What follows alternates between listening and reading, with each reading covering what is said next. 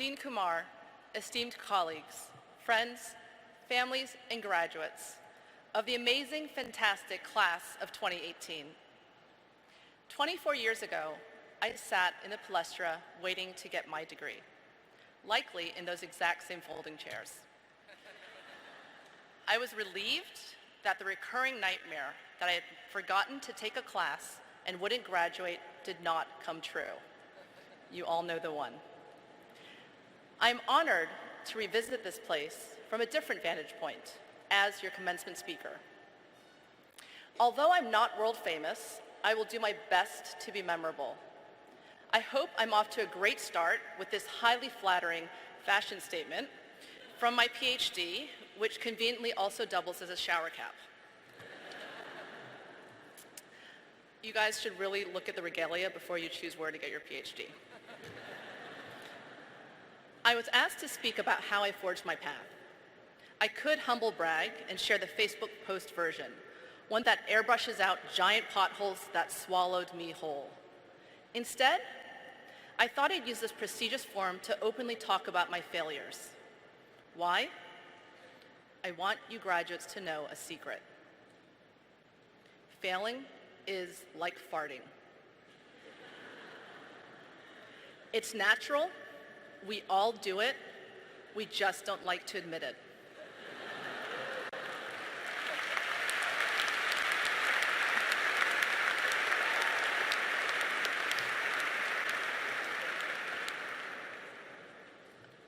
Like when my PhD defense was delayed because I missed a deadline, pothole. Or when my factory messed up my order for QVC, crevice. Or when I was forced out of a client situation that felt impossible to recover from, deep abyss. Some of these I fell into because of my own stupidity. Some I got shoved into because of corporate politics, while others I leaped into to explore the unknown. Regardless of the reason, all of you will fall into huge potholes, just like all of us. So today, I'm going to give you some tools today to throw in your trunk to help you get out. First, expand your metrics. The metric you've anchored on or even obsessed with has been GPA. I'm not a fan of it. It's an artificial construct that focuses only on you and does not predict future success, a hood ornament of sorts. For those of you with high GPAs, congratulations. For those of you with low GPAs, congratulations. Woo!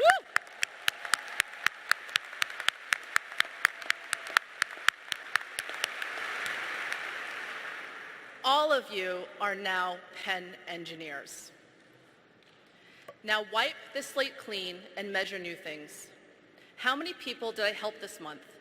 How hard did I really work? Unlike a hood ornament, these performance metrics, like horsepower and fuel efficiency, will actually help you succeed. Second, reframe failure. There's one F word we don't let our kids, Karina and Ariana, use, and that is failure. If you get fired, if your startup runs out of money, if you get divorced, please don't judge these as failures. Do not let the negative result define you. Rather, choose to be defined by how you muster strength to do something even better.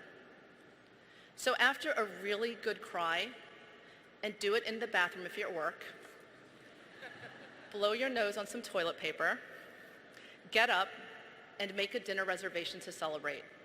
That's what my husband Mark and I do. We reflect over a juicy steak, plot big changes over duck fat fries, and get excited about what we will build over a huge slice of chocolate cake, and I mean huge. Yes, these moments suck. Yes, they feel raw. But they are powerful catalysts for change. This is why we celebrate. Third, don't be a grumpalump. It's really easy to focus on the negative. Don't. Rather, find good around you. Use it to power your vehicle out of your situation. Fix things you don't like. Ask for help. Go to therapy if you need to. Lead with joy, lead with potential, and try not to stew. Fourth, network. Too many of my students think it's what polished business people do. It isn't. At the heart of networking is helping others. Lending a hand to help someone, like carrying groceries for a stranger, could lead to something that permanently changes your life. You never know. Networking is a 401k investment. The younger you start, the better off you are. Fifth, save early. Up until 2 years ago, we were still in our starter house. The four of us shared a bathroom. We like to live simply and below our means. We spend money on travel, but are not focused on material things, which is kind of funny that I'm a material science engineering professor. Financial flexibility creates options. Options are key when you're at the bottom of a crevice. Sixth, find your voice. I'm not that old. Okay, maybe you think double your age is old, but it's really not. And I've still had to shatter glass ceilings.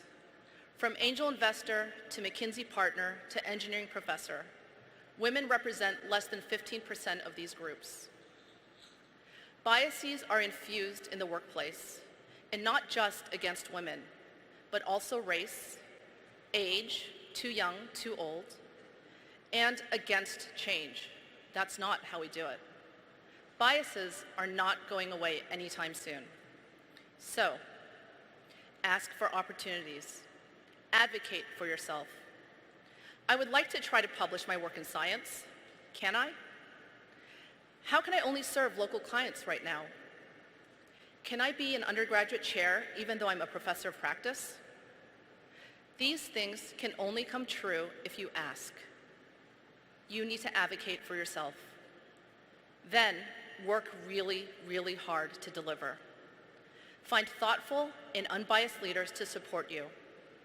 Leaders like Dean Kumar, Professors Compasto, and Professors Winey. Those are the people you need in your life.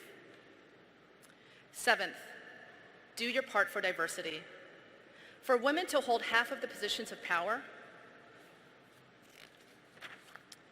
we all need to step up. Women need to ask for what we want. Men need to give opportunities to people who are not versions of themselves. We all need to co-pilot the literal and figurative minivan and do more than just change toilet paper rolls, if that. The burden at home can't just be on one person. There also are many benefits to equality. Studies have shown couples with an equal division of labor have a much healthier life in the bedroom than those who don't. I'm just saying. And it's really true, there's nothing hotter than a guy vacuuming. You know it.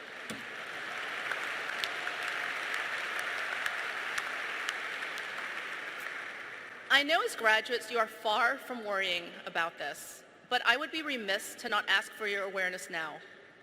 It's hard to forge a leadership path as a woman, or as anyone working against biases. If it wasn't, we would be well beyond the 15%, and we're not. So please do your part to change that. Eighth, constantly reconfigure. All paths require you to evolve.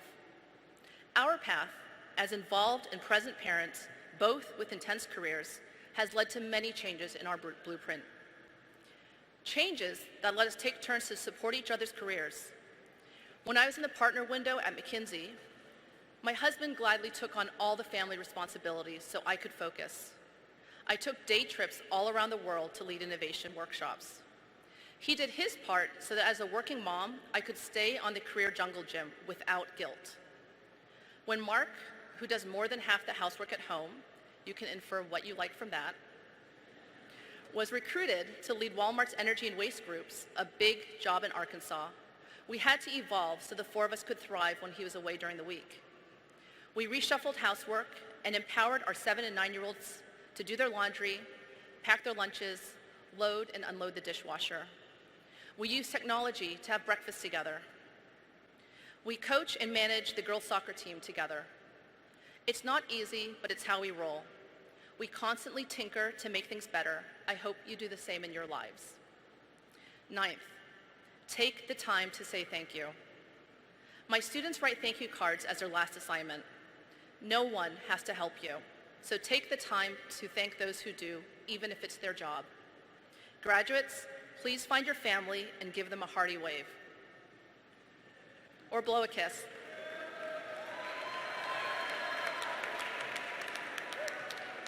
Mom and Dad, thank you for all you've done, for sacrificing for my dreams, for loving me unconditionally when I roll my eyes.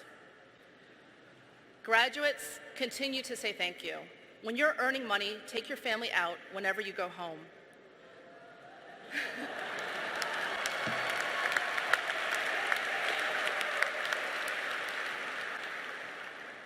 I think you better do that next time. Remember, when you're in a ditch, they will always come with a tow truck and every tool they have to help. Lastly, don't take yourself so damn seriously. I borrowed this one from Ben Zander, the conductor of the Boston Philharmonic. By not taking myself so seriously, I can try new paths without panicking. Like making a dinosaur birthday cake with my daughters whose head then falls off. The dinosaur's head, not my daughter's. Or launching a Kickstarter campaign, even when a grumpalump told me the amount equated only to a few days of McKinsey pay. Or not dry heaving in front of millions when I was live on the Today Show pitching my invention. These paths were all dimly lit at best and were littered with unknown potholes. Each turn was scary. If I had taken myself too seriously, I would have U-turned and gone back to a comfortable road. Serious me would have taken the very bright and lucrative job as a chief technology officer for a Fortune 500 company, a job I know how to do. Instead, I went down roads with long shadows. I crashed, but grew more than my serious perfectionist self, who was afraid of the dark. I had more fun. I found joy in my mistakes, which isn't hard when you're hanging out with Steve Martin in the green room of NBC Studios. I will leave you with my favorite story from the launch of my invention, Loop-It, tangle-free headphones that convert into a necklace. I was on the train ride home from the Today Show competition when someone recognized me.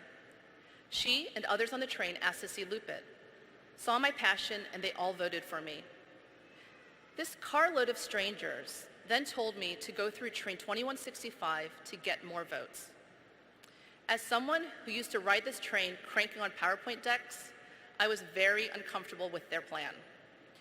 What if I ran into next client, or even worse, a McKinsey partner? But these 10 strangers convinced me it was my moment. What if train 2165 could make the difference between winning and losing? So off I went, car by car, sharing my story with more strangers who all were ecstatic to vote for Loop-It, except one guy who was pretending to be asleep. Clearly a grumpalump. I know they were cheering for me the next morning when I won that round.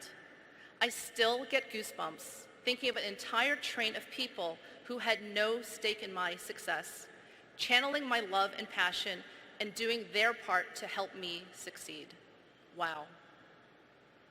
So let me ask you, when you have a train 2165 moment, what are you going to do? Are you going to seize the opportunity and have fun with it?